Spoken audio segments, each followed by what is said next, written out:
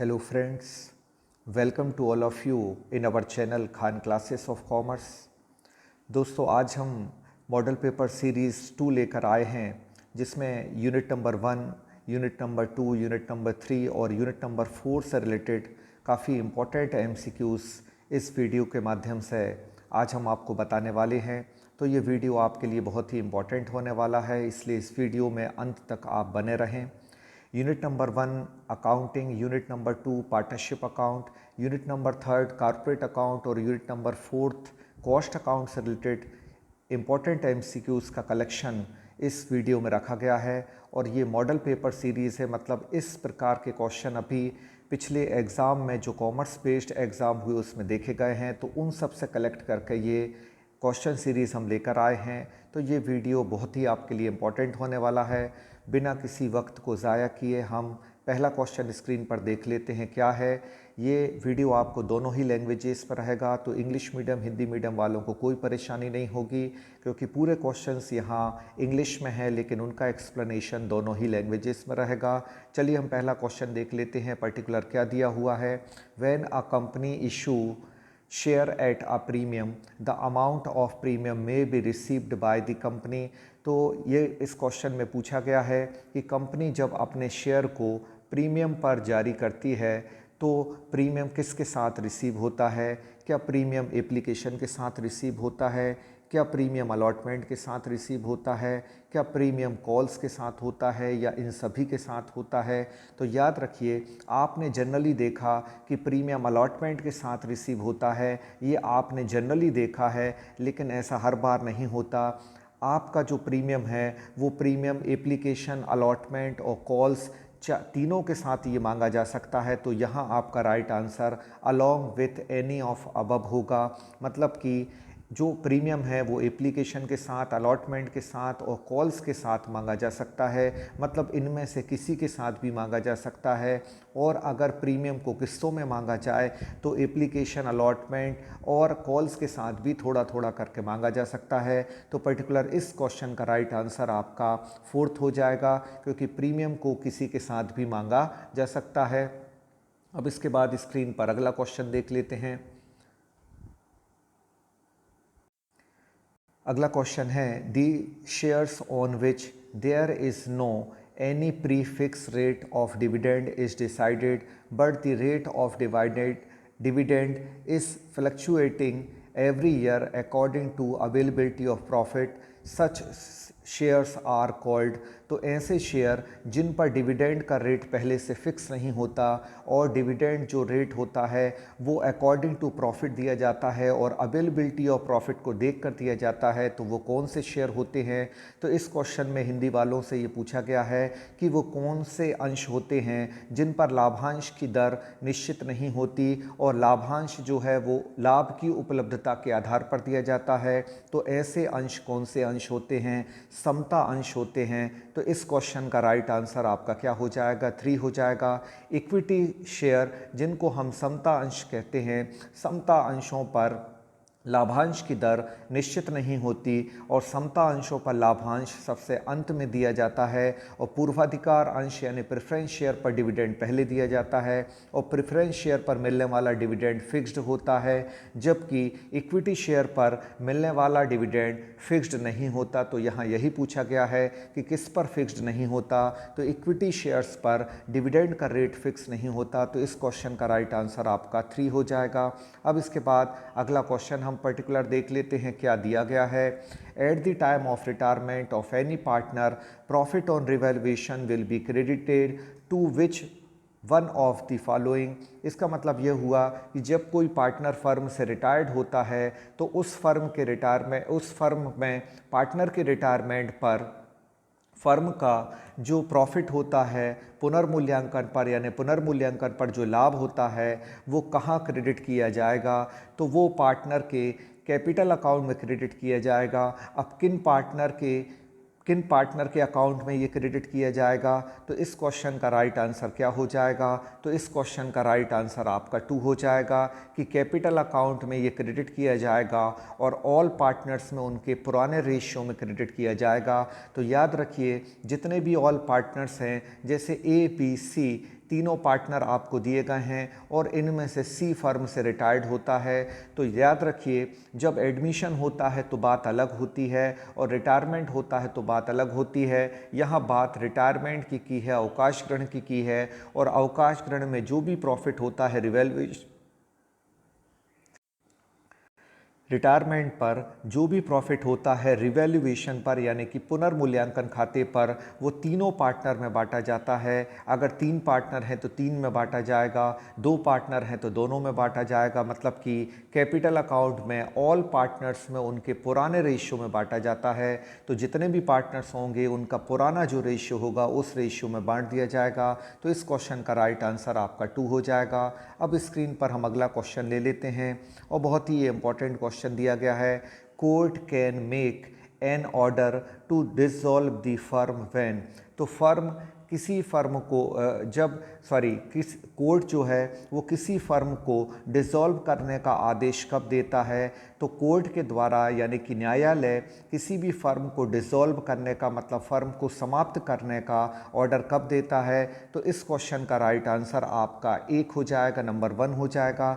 Any partner has become fully made. इसका मतलब ये हुआ कि अगर कोई भी एक पार्टनर अगर पागल हो जाता है और उसके पागल होने के बाद फिर वो निर्णय लेने की क्षमता नहीं रखता, मतलब पार्टनरशिप डीड में उसका फिर क्या होगा, कोई कंट्रीब्यूशन नहीं होगा और पार्टनरशिप डीड के अकॉर्डिंग बिजनेस चलाने के लिए अब वो सक्षम नहीं रहा।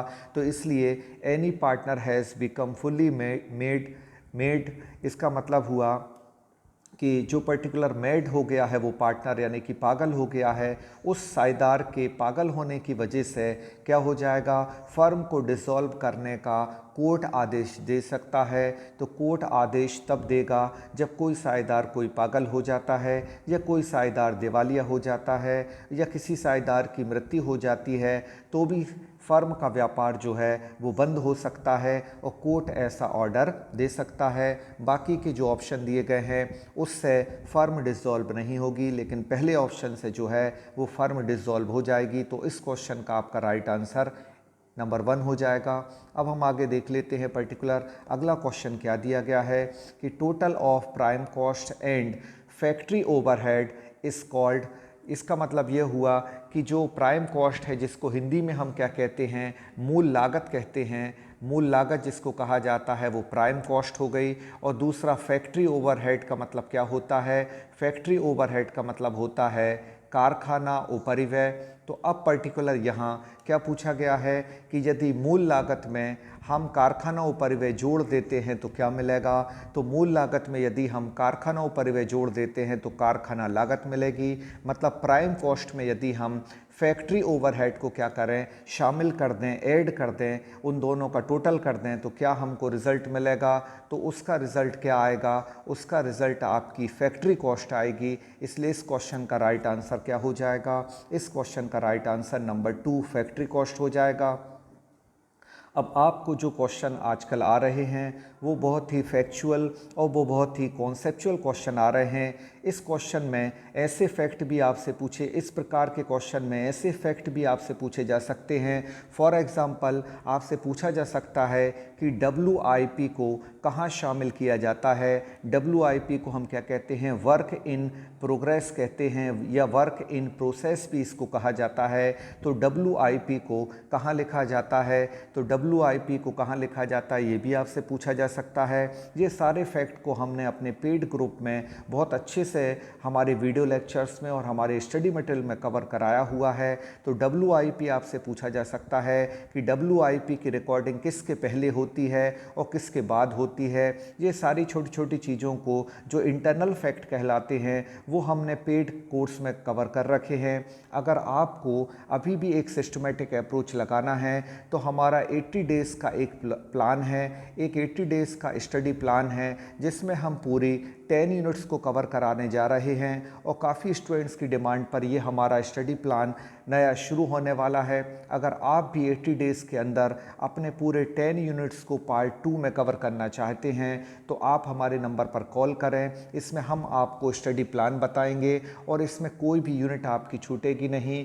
हर यूनिट के हर टॉपिक को प्रॉपर कवर किया जाएगा और आप चाहें तो हमारे स्टडी मटेरियल को एक बार एज अ सैम्पल ले सकते हैं और सैम्पल देखने के बाद सेटिस्फाई होने के बाद हमारे इस पर्टिकुलर कोर्स को आप ज्वाइन कर सकते हैं, क्योंकि 80 डेज़ में हम पूरी 10 यूनिट्स पार्ट 2 की कवर कराने जा रहे हैं और हमारा स्टडी जो प्लान है वो बिल्कुल टू द पॉइंट अप्रोच के साथ है, जिसमें आपका टाइम भी सेव हो जाएगा और विथ इन 80 डेज़ आप पूरे सिलेबस को कंप्लीट कर लेंगे। उसके बाद जो आपको 20-25 डेज़ एक्स्ट्रा मिल रहे हैं तो उस एक्स्ट्रा डेज़ में आप क्या कर सकते हैं, उस एक्स्ट्रा डेज़ में आप अपना रिवीजन कर सकते हैं। उसकी भी प्रॉपर एक स्ट्रेटेजी हमारे पास है, वो भी आपको फ़ोन पर समझा दी जाएगी और हमारे स्टडी मटेरियल के साथ आपको प्रोवाइड कर दी जाएगी। तो एक सिस्टमेटिक अप्रोच के लिए आप हमसे जुड़ सकते हैं और हमारे स्टडी प्लान में MCQ सीरीज़ भी है, PDF फाइल्स भी हैं, वीडियो लेक्चर भी हैं। और अगर आप हमारे 80 डेज़ के प्लान को लेना चाहते हैं तो सिर्फ स्टडी मटेरियल भी हम आपको प्रोवाइड कर सकते हैं। इसके लिए आप हमारे दिए गए नंबर पर हमसे कॉल करें और हमारे कोर्स के बारे में पूरी जानकारी हमसे ले सकते हैं। चलिए अब हम आगे स्क्रीन पर देख लेते हैं कि अगला क्वेश्चन क्या दिया गया है। तो अगला क्वेश्चन है, विच one of the following error is disclosed by the trial balance. मतलब ट्रायल बैलेंस है किस एरर को जो है वो डिस्क्लोज किया जाता है, किस एरर को डिस्क्लोज किया जा सकता है। मतलब इससे इस पर्टिकुलर ट्रायल बैलेंस है कौन सा एरर यानी कौन सी अशुद्धि उजागर हो जाती है। तो इस क्वेश्चन का करेक्ट आंसर आपका 4 हो जाएगा कि error of balancing of account. अगर हमारे किसी भी अकाउंट के बैलेंस को हमने गलत निकाला है तो उस गलत निकाले गए बैलेंस है हमारा ट्रायल बैलेंस मैच नहीं होगा। और error of balancing of account जिसको हम क्या कहते हैं, इस एरर को बताइए क्या कहा जाता है। तो इस एरर को एरर ऑफ कमीशन कहा जाता है। तो इस एरर को एरर ऑफ कमीशन कहा जाता है। और एरर ऑफ कमीशन क्या होता है, एरर ऑफ कमीशन वो एरर होता है जिससे ट्रायल बैलेंस में हमें क्या मिल जाता है, हमारे ट्रायल बैलेंस में लेज़र में हुई मिस्टेक को हम आइडेंटिफाई कर सकते हैं। और याद रखिए एरर ऑफ कमीशन क्या होता है, जो भी हम अमाउंट में कोई मिस्टेक करते हैं, कभी किसी अकाउंट में कम लगा दिया, कभी किसी अकाउंट में ज़्यादा लगा दिया, किसी बुक को हमने ओवर रिकॉर्डेड कर दिया, किसी बुक को अगर हमने अंडर रिकॉर्डेड कर दिया, तो इस टाइप के एरर को हम क्या कहते हैं, एरर ऑफ कमीशन कहते हैं। और एरर ऑफ कमीशन का दूसरा नाम क्या है, error of balancing of account है। तो याद रखिए आप ये सारे फैक्ट हमने प्रॉपर तरीके से अपने कोर्स में करा रखे हैं। अब इसके बाद हम आपको बता देते हैं कि अगला पर्टिकुलर क्वेश्चन स्क्रीन पर क्या है। The person who first published the principle of double entry system was. तो डबल एंट्री सिस्टम को सबसे पहले किसने पब्लिश किया, तो लुकास पेसियोली ने इसको सबसे पहले पब्लिश किया। और इन्हीं को क्या कहा जाता है, father of debit and credit कहा जाता है। तो सबसे पहले डबल एंट्री सिस्टम का इन्वेंट किसने किया, या सबसे पहले डबल एंट्री सिस्टम को किसने बनाया। तो डबल एंट्री सिस्टम को अपनी बुक में सबसे पहले किसने मेंशन किया, लुकास पेसियोली ने किया। और उन्होंने वो बुक कब लिखी, तो ये बुक लिखी थी 1494 में, 1494 में उनके द्वारा लिखी गई बुक में डेबिट और क्रेडिट को पहली बार एक्सप्लेन किया गया और वहीं से डबल एंट्री सिस्टम की शुरुआत हुई है। तो ये क्वेश्चन आपके लिए बहुत ही इंपॉर्टेंट है, तो इस ईयर को भी पर्टिकुलर आप याद रखिए। और ये भी पूछा जा सकता है कि father of double entry system कौन है, तो father of double entry system Lucas Pacioli हैं। तो इसको भी आप याद रखिए। फिर इसके बाद अगला क्वेश्चन हम देख लेते हैं। एक डेफिनेशन आपको स्क्रीन पर दिखाई दे रही है। ये डेफिनेशन पर्टिकुलर किसने दी, book keeping is an art of recording business dealings in a set of books.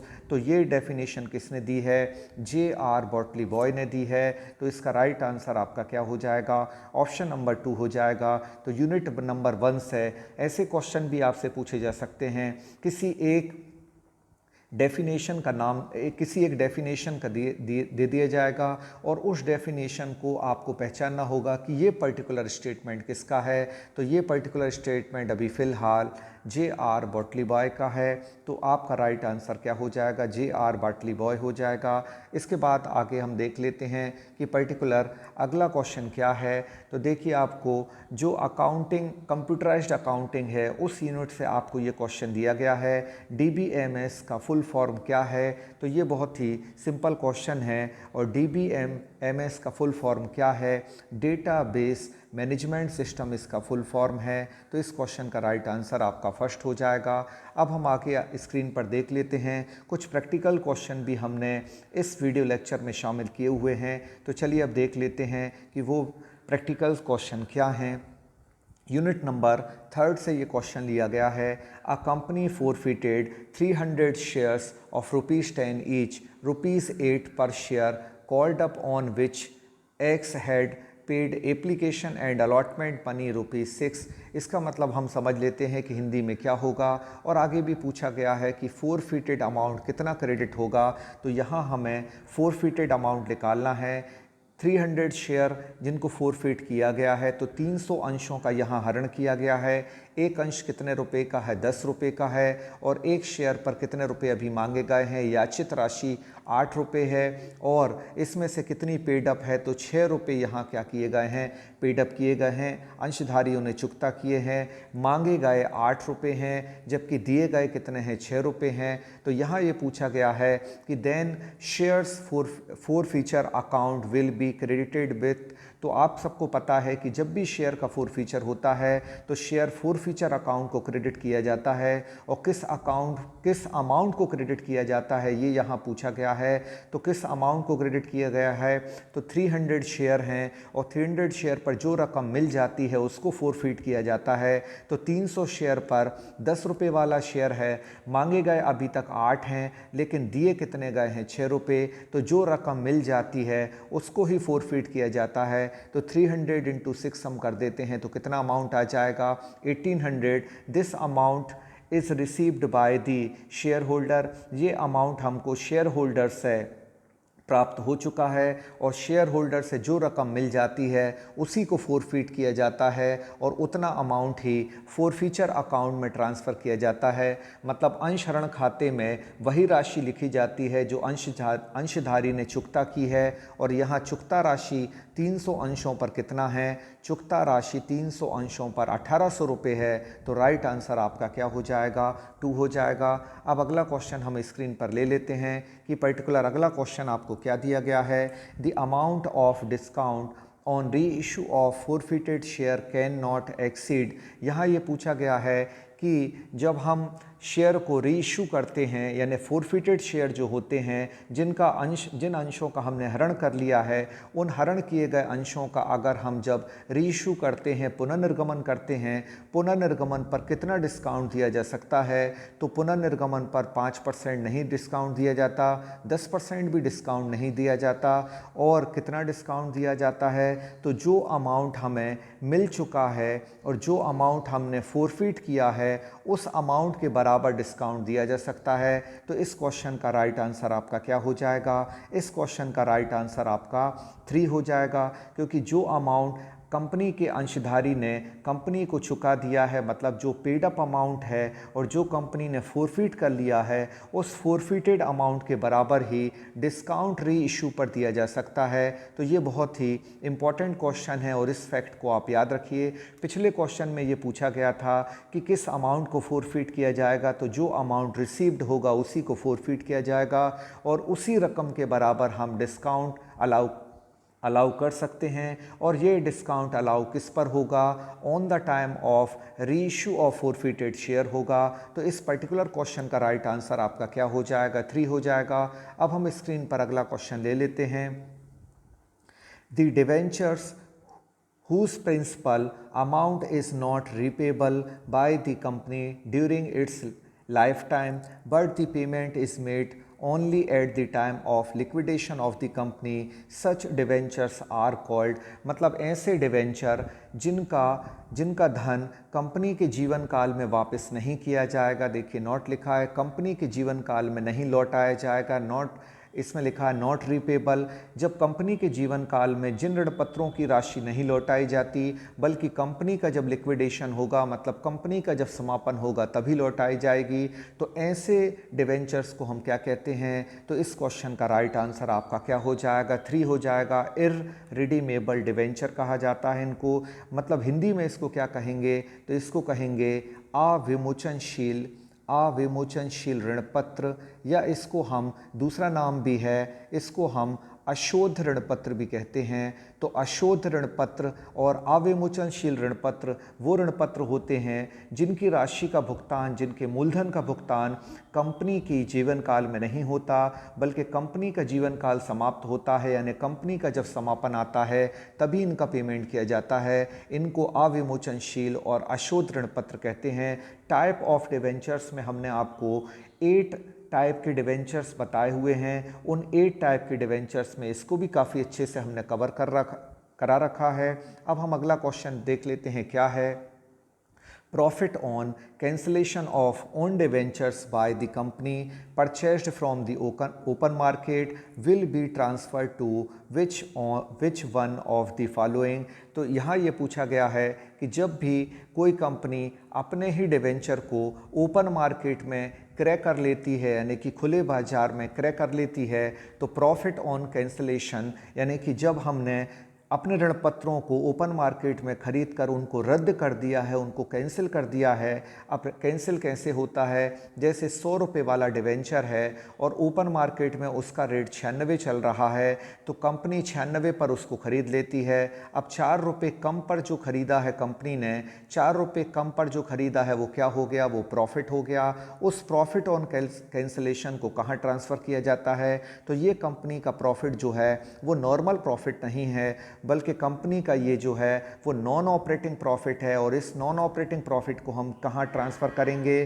तो ये प्रॉफिट आपका कैपिटल रिजर्व अकाउंट में ट्रांसफ़र किया जाएगा। तो राइट आंसर आपका कैपिटल रिजर्व हो जाएगा, यानी पूंजी संचय हो जाएगा। तो जब भी कंपनी अपने ही ऋण पत्रों को खुले बाजार में क्रय कर लेती है और उन ऋण पत्रों को रद्द करती है तो उनसे होने वाले प्रॉफिट को पूंजी संचय खाते में स्थानांतरित किया जाता है। स्क्रीन पर अगला क्वेश्चन देख लेते हैं कि पर्टिकुलर अगला क्वेश्चन क्या है। यहाँ देखिए, इसको ये प्रैक्टिकल क्वेश्चन है। 6,60,000 रुपये में ए लिमिटेड ने एक मशीन बी लिमिटेड से खरीदी।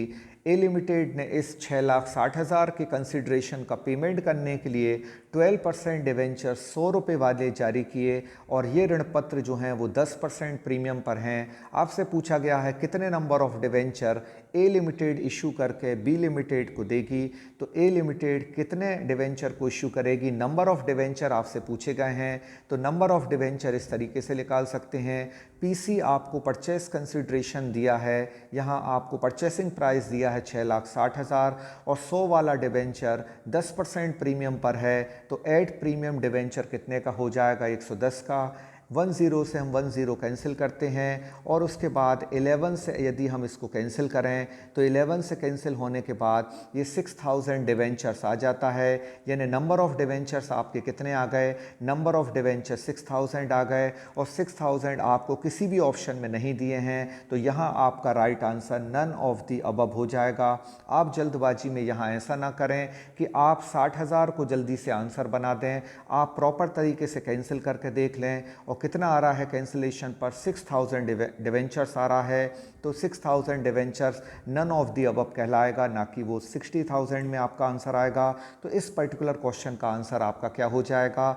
4th हो जाएगा। अब राइट इशू किसको जारी किए जाते हैं? तो राइट शेयर किसको जारी किए जाते हैं? राइट शेयर को हिंदी में हम अधिकार अंश कहते हैं और अधिकार अंश कंपनी के वर्तमान अंशधारियों को जारी किए जाते हैं। जिन अंशधारियों को कंपनी ने पूर्व में अंश जारी किए हैं उन अंशधारियों को कंपनी एक अधिकार देती है कि अगला जब भी अलॉटमेंट होगा शेयर का और अगला इशू होगा या वो फ्रेश इशू होगा तो उस फ्रेश इशू में सबसे पहले प्राथमिकता हम आपको ही देंगे, अपने वर्तमान अंशधारियों को देंगे तो राइट आंसर आपका क्या हो जाएगा, यहाँ 3 हो जाएगा।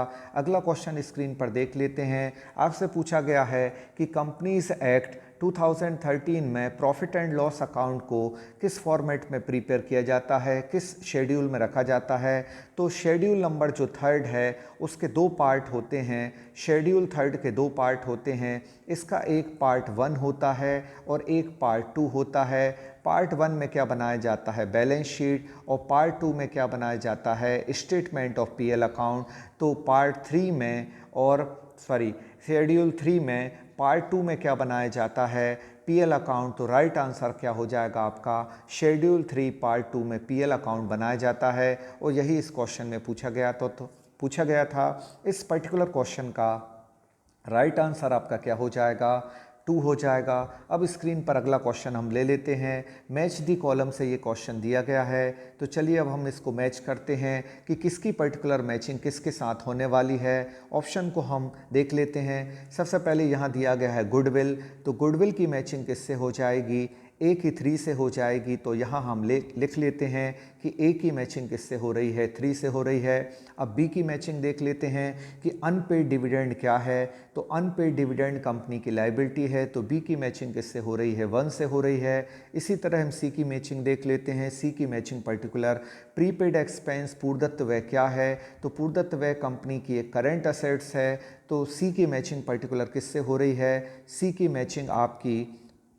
मैचिंग आपकी हो रही है अदर करंट असेट्स से, यानी कि सी की मैचिंग आपकी हो रही है किससे, 2 से। अब हम इसको मैच करके देख लेते हैं कि ए का 3 कहाँ दिया गया है और बी का 1 कहाँ है। तो ए का 3, बी का 1, सी का आपको क्या दिया गया है, 2, और इसी तरह डी को भी मैच करें तो डी आपका प्रॉपर मैच हो जाएगा किससे, 4 से। और ये आपको मिल रहा है, किस में मिल रहा है, ऑप्शन नंबर 3 में मिल रहा है। तो आपका राइट आंसर यहाँ क्या हो जाएगा, आपका राइट आंसर आपका 3 हो जाएगा। इस पर्टिकुलर मैचिंग के साथ ये क्वेश्चन इस तरीके से सॉल्व हो जाएगा। अब इसके बाद आगे अगला क्वेश्चन स्क्रीन पर देख लेते हैं कि क्या दिया गया है। अ कंपनी विशेष टू पे dividend on shares state which of the following may be used for this purpose. मतलब कंपनी अपने अंशधारियों को लाभांश देना चाहती है, तो किस पर्पस से लाभांश के लिए पैसा जुटाया जाएगा, यानी लाभांश का पैसा किन किन से जुटाया जा सकता है। तो याद रखिए, लाभांश को जनरल रिजर्व से दिया जा सकता है और लाभांश को फ्री रिजर्व से दिया जा सकता है, लेकिन प्रीमियम का यूज़ नहीं हो सकता। और साथ ही साथ profit on sale of land, जो कि profit on sale of fixed asset है, उसका यूज़ भी नहीं हो सकता। तो बताइए किस किस ऑप्शन का यहाँ यूज़ हो रहा है। बी जनरल रिजर्व यानी कि सामान्य संचय, तो सामान्य संचय से लाभांश का भुगतान हो सकता है, और स्वतंत्र संचय जो होते हैं उनसे भी हो सकता है। तो यहाँ बी और डी से लाभांश का भुगतान हो सकता है, और बी और डी आपको किस ऑप्शन में दिया है, ऑप्शन नंबर 3 में दिया है। तो इस पर्टिकुलर क्वेश्चन का राइट आंसर आपका क्या हो जाएगा, आपका राइट आंसर बी और डी ऑप्शन नंबर 3 हो जाएगा।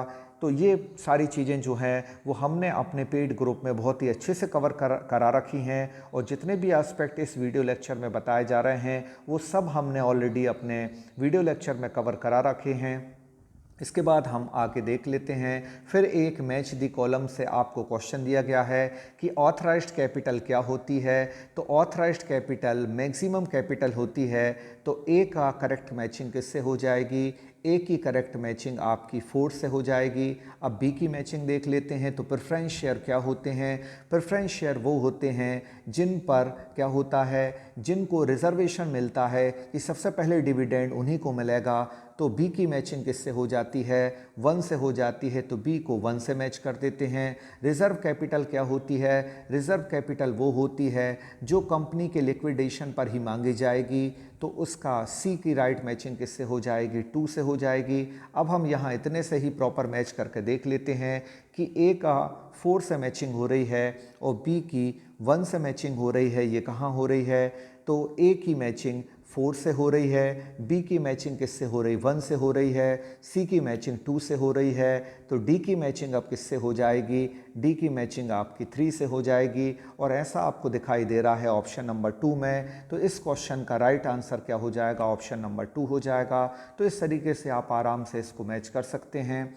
अब देख लेते हैं फिर से एक प्रैक्टिकल क्वेश्चन आपको दिया गया है कि if a share of ₹10 on which ₹7 has been called and ₹3 is paid, तो इस पर्टिकुलर क्वेश्चन में एक शेयर कितने रुपए वाला है, 10 रुपये वाला है, जिस पर कितने रुपए अभी तक मांगे गए हैं। याचित पूंजी 7 रुपये है, जबकि दिए गए हैं कितने 3 रुपये। इन शेयर को फोरफीट कर लिया गया। ये पूछा गया है कि शेयर के कैपिटल अकाउंट कितने रुपए से डेबिट होगा। तो याद रखिए, जब शेयर फोरफीट होता है तो शेयर कैपिटल अकाउंट को क्या किया जाता है, डेबिट किया जाता है। ये फैक्ट हमेशा याद रखिए कि शेयर कैपिटल अकाउंट जब भी इशू होती है तो हर बार क्रेडिट होती है, लेकिन जब टाइम फोरफीचर का आता है, जब टाइम फोरफीचर यानी अंशों के हरण का आता है, तो अंश पूंजी खाता यानी कि शेयर कैपिटल अकाउंट को क्या किया जाता है, डेबिट। और शेयर कैपिटल अकाउंट कितने से डेबिट होती है, तो जितनी रकम कॉल्ड अप होती है, जितनी रकम क्या होती है, कॉल्ड अप होती है, मतलब जितनी रकम यहाँ मांगी गई है, उस मांगी गई रकम से क्या होता है, उस मांगी गई रकम से ही क्या होता है, आपका जो अकाउंट है वो डेबिट होता है। तो यहाँ 7 रुपये आपका राइट आंसर हो जाएगा, क्योंकि इतने रुपये कॉल्ड अप हैं। तो याद रखिए, जितना अमाउंट कॉल्ड अप होता है उस कॉल्ड अप अमाउंट से ही शेयर कैपिटल अकाउंट क्या होता है, डेबिट होता है। तो यहाँ 2 फैक्ट आपको मिल गए कि शेयर कैपिटल अकाउंट क्या होता है, फोरफीचर के टाइम पर क्या होता है। पहली बात तो डेबिट होता है, और कितनी रकम से डेबिट होता है, तो जितना कॉल्ड अप अमाउंट है उस कॉल्ड अप अमाउंट से क्या होता है, शेयर कैपिटल अकाउंट आपका डेबिट किया जाता है। इसके बाद इसमें और भी फैक्ट होते हैं कि शेयर जब फोरफीट होते हैं तो 2 तरीके से फोरफीट होते हैं, कि वो प्रीमियम पर हैं कि डिस्काउंट, कि वो प्रीमियम पर हैं कि प्रीमियम पर नहीं हैं। और जब प्रीमियम पर हैं तो ये देखा जाता है कि प्रीमियम मिल गया है कि नहीं मिला। और अगर वो डिस्काउंट पर हैं, जैसा कि सेक्शन 54 कहती है कि कुछ शेयर को कुछ सर्टेन कंडीशन में डिस्काउंट पर इशू किया जा सकता है, वो स्वेट शेयर होते हैं। अगर वो स्वेट शेयर हैं पर्टिकुलर और उनको फोरफीट, अगर चलिए फोरफीट शेयर, स्वेट शेयर तो प्रॉपर नहीं होते। बस यहाँ इतना आप समझ लें, ज़्यादा डीपली हम लेक्चर को ले जाना नहीं चाहते। हम इतना यहाँ बता देते हैं कि जब शेयर क्या किए जाते हैं, फोरफीट किए जाते हैं, और अगर वो प्रीमियम पर इशू होते हैं तो ये देखा जाता है कि प्रीमियम मिल गया है कि नहीं मिला है। अगर प्रीमियम मिल गया है तो उसके लिए एक मेथड अलग है, और प्रीमियम नहीं मिला है तो उसकी मेथड अलग होती है। ये सारे फैक्ट को हमने अपने वीडियो लेक्चर्स में काफ़ी अच्छे से कवर करा रखा है। अब फिर से एक प्रैक्टिकल क्वेश्चन है, और अभी आपसे हमारी ये रिक्वेस्ट है कि जिन लोगों ने भी हमारे चैनल को सब्सक्राइब नहीं किया है तो प्लीज़ हमारे चैनल को सब्सक्राइब कर लें। और अगर आपने अभी तक हमारे वीडियो में लाइक का बटन प्रेस नहीं किया है तो प्लीज़ हमारे चैनल को सब्सक्राइब करने के साथ साथ वीडियो को लाइक भी कर दें। स्क्रीन पर अगला क्वेश्चन है, 50,000 इक्विटी शेयर 10 रुपये वाले हैं, इनको पब्लिक में 2 रुपये प्रीमियम पर इशू किया गया है और 2 रुपये प्रीमियम अलॉटमेंट पर मांगा गया है। जबकि एप्लीकेशन कितने आए हैं, 60,000 रुपये आए हैं, 60,000 एप्लीकेशंस आए हैं। तो इस सिचुएशन को पहले समझ लें क्या कहते हैं। जब 50,000 कंपनी ने शेयर इशू किए और 60,000 के लिए एप्लीकेशन आए तो इस सिचुएशन को क्या कहा जाता है, तो इसको ओवर सब्सक्रिप्शन कहा जाता है, यानी अति अभिदान कहा जाता है। अब अति अभिदान में कंपनी के पास 2 ऑप्शन होते हैं, या तो एक्स्ट्रा पैसे को अपने पास रखे और अलॉटमेंट पे यूज़ कर ले, या एक्स्ट्रा पैसे को क्या कर दे, रिफंड कर दे। तो ओवर सब्सक्रिप्शन में हमने आपको बताया था कि प्रो राटा भी होता है। तो प्रो राटा, जिसको हम बोलते हैं प्रो राटा बेसिस पर अलॉटमेंट किया जाता है। तो प्रो राटा कब होता है, ओवर सब्सक्रिप्शन में होता है। देखिए बहुत ही इंटरनल फैक्ट हैं, और उन सारे इंटरनल फैक्ट से ही अभी एमपी सेट एग्ज़ाम में वो इंटरनल फैक्ट आए हैं, और वो इंटरनल फैक्ट आपको जो है वो कैच करना है। आप ऊपर अगर प्रैक्टिस सेट लगाकर पढ़ाई कर रहे हैं तो फिर तो आपकी तैयारी एग्ज़ाम पॉइंट ऑफ व्यू से सफिशिएंट नहीं होगी, क्योंकि अभी एमपी सेट एग्ज़ाम किसने कंडक्ट किया, एमपीपीएससी ने किया, और अच्छे मॉडरेट लेवल के क्वेश्चन वहां आए और इंटरनल फैक्ट काफ़ी आए हैं। इसलिए आपको इंटरनल फैक्ट को एक फैक्चुअल स्टडी के साथ, एक कॉन्सेप्चुअल स्टडी के साथ कवर करना होगा। और इन सब एस्पेक्ट का हमने अपने पेड ग्रुप में काफ़ी अच्छे से जो है वो प्रोविज़न किया हुआ है, और काफ़ी अच्छे से ये फैक्ट को कवर कराया हुआ है। तो अभी भी देर नहीं हुई है, आप चाहें तो 80 डेज़ का जो हमारा स्टडी प्लान है उसको ज्वाइन करके आप अपनी तैयारी को काफ़ी इफ़ेक्टिव बना सकते हैं। और अपने एग्ज़ाम के लिए एक बहुत अच्छे तरीके से आप तैयार हो सकते हैं, क्योंकि 11 साल बाद ये वैकेंसी आई है तो आपकी अप्रोच भी अच्छी होना चाहिए, क्योंकि पता नहीं फिर ये वैकेंसी अब कब आती है। चलिए फ़िलहाल इस क्वेश्चन का आंसर देख लेते हैं।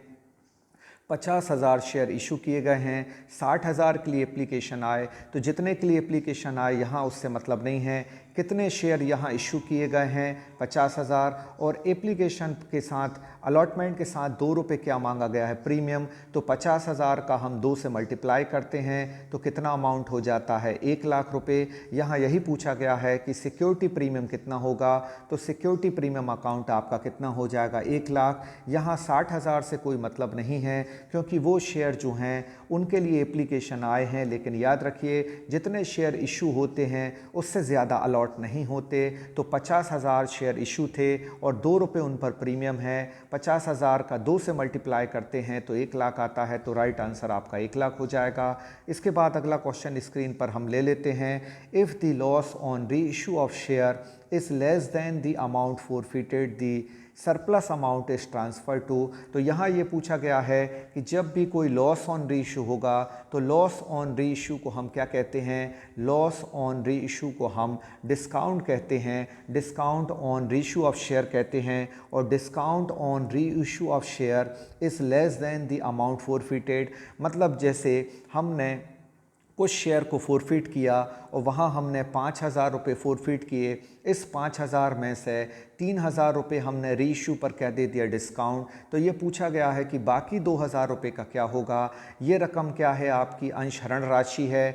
ये अंशरण राशि के अमाउंट से दिया जाने वाला री इशू पर क्या है, बट्टा है। तो 5,000 में से 3,000 रुपये लेस कर दें तो बाकी बचे 2,000 कहाँ जाते हैं, बाकी बचे 2,000 आपके कैपिटल रिजर्व अकाउंट में जाते हैं। तो यहाँ आपका राइट आंसर क्या हो जाएगा, ऑप्शन नंबर 2 हो जाएगा। और इसी क्वेश्चन को अभी घुमाकर एमपी सेट एग्ज़ाम में पूछा गया है। तो याद रखिए ऐसे ही इंटरनल फैक्ट आ रहे हैं और घुमाकर क्वेश्चन पूछे जा रहे हैं, तो आपकी स्टडी बहुत ही इफ़ेक्टिव होना चाहिए और बहुत ही सचेतता के साथ आपको इस एग्ज़ाम की तैयारी करना है, क्योंकि ऐसी अपॉर्चुनिटी आपको बार बार नहीं मिलेगी। आज का ये वीडियो और आपको ये क्वेश्चन बताएगा ये कैसे लगे और हमारा एक्सप्लेनेशन आपको समझ में आया कि नहीं आया, आप कमेंट के माध्यम से हमको पहुंचाएं कि आपको ये वीडियोस कैसा लगा है। और आप हमारी वीडियो पर अगर नए हैं तो जल्दी से चैनल को सब्सक्राइब कर लें, ताकि ऐसे ही इम्पोर्टेंट क्वेश्चन और इम्पोर्टेंट इन्फॉर्मेशन आपको लगातार मिलती रहे। और आज के इस वीडियो को देखने के लिए थैंक यू फॉर वॉचिंग।